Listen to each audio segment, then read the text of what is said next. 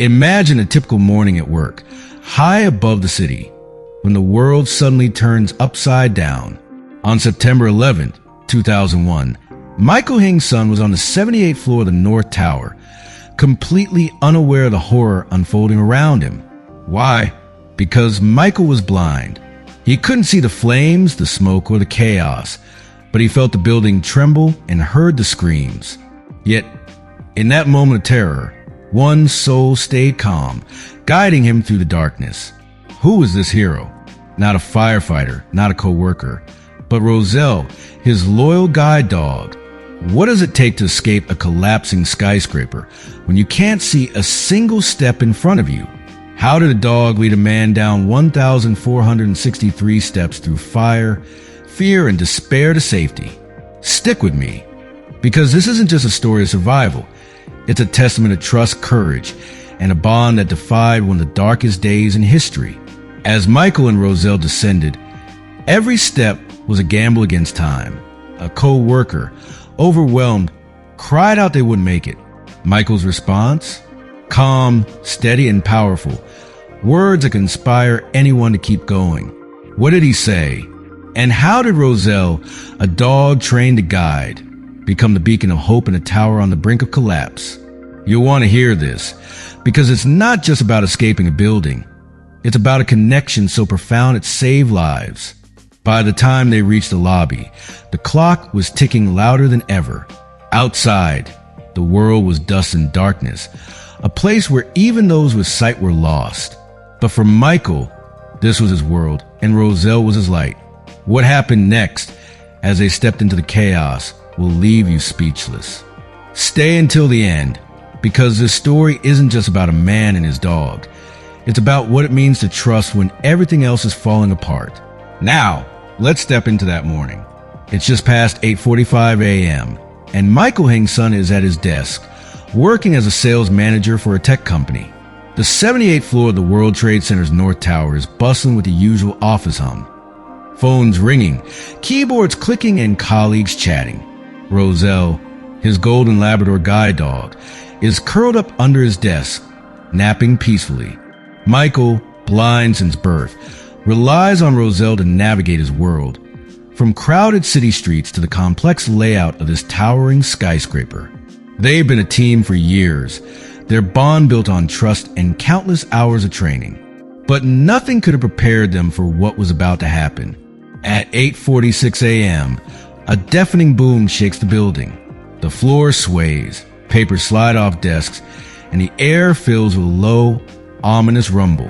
People scream, unsure of what's happening. Michael can't see the fireball or the gaping hole where American Airlines Flight 11 has just struck the tower 15 floors above. But he feels the tremors and smells something acrid. Jet fuel. The building is wounded, and panic begins to spread like wildfire. What would you do in that moment? Trapped nearly 80 stories up, with no way to see the danger. Would you freeze? Would you run? Michael doesn't.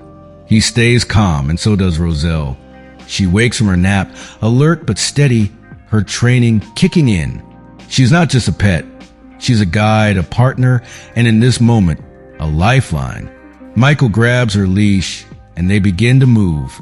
The stairwell is their only way out, but it's a descent of 1,463 steps through a nightmare. The air is thick with smoke, the stench of jet fuel growing stronger. People are rushing, some shouting, others sobbing. Michael can hear the chaos.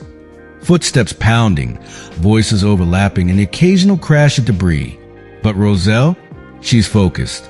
Her paws move with purpose, guiding Michael through the crowded stairwell, step by step. Can you imagine the trust it takes to follow a dog when the world is crumbling around you? Every step is a leap of faith, a testament to their unbreakable bond. They pass people who are injured, others who are helping, and some who are too scared to move. At one point, a co-worker, overwhelmed by fear, cries out, "We're not going to make it. We're all going to die." The words hang heavy in the smoky air, a moment where hope could have crumbled. But Michael, guided by Roselle's steady presence, turns to the co-worker and says, "If Roselle and I can make it, so can you." Those words, simple, firm, and filled with conviction, cut through the panic. They're a reminder that courage isn't about seeing the path ahead. It's about taking the next step, no matter how impossible it seems. And Roselle, she doesn't hesitate. She leads Michael forward, her tail wagging slightly, as if to say, "We've got this." As they descend, the situation grows more dire. The heat intensifies, and the smoke makes it harder to breathe. They pass firefighters climbing up the stairs, their heavy gear clanging as they head toward the inferno above. Michael can't see their faces, but he hears their determination, their boots echoing with purpose. Many of those firefighters will never come back down. Think about that for a second. These men and women moving toward danger to save others, while Michael and Roselle are fighting to escape it. It's a moment that captures the raw humanity of that day, the collision of fear and heroism. Roselle keeps moving, her focus unwavering. She navigates around obstacles, pauses when the crowd thickens, and gently tugs Michael forward when it's clear.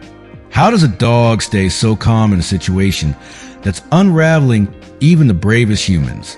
It's a training, yes, but it's also something deeper, a loyalty that runs bone deep, a commitment to the person she's sworn to guide. Step by step, floor by floor, they make their way down. The journey feels endless, each moment stretching into eternity. Will they make it to the lobby before the building gives way? The clock is ticking, and the tower is weakening. After what feels like a lifetime, they reach the lobby. It's just after 9:50 a.m. Less than an hour since the plane hit, but the North Tower is on borrowed time. The air is chaotic, filled with the sounds of sirens, shouting, and the eerie groan of the building itself. Michael and Roselle step out into the lobby, but safety is still out of reach. Outside, the world has become a war zone. The South Tower has already collapsed, blanketing lower Manhattan in a choking cloud of dust and debris. Michael can't see it, but he feels the grit in the air, hears the muffled cries of those around him. For most people, the world has gone dark, visibility reduced to nearly nothing. But for Michael, this is his reality every day, a world without sight, navigated by trust. Roselle leads him through the rubble-strewn streets, her paws steady on the uneven ground. People are running, stumbling, disoriented by the dust. But Roselle, she's a beacon of calm, her training shining through. She stops suddenly, and Michael feels her tense. Why? She's halted at the edge of a staircase leading down to a subway station. Clean air, safety, a way out. One wrong step, and they could have fallen. But Roselle knows.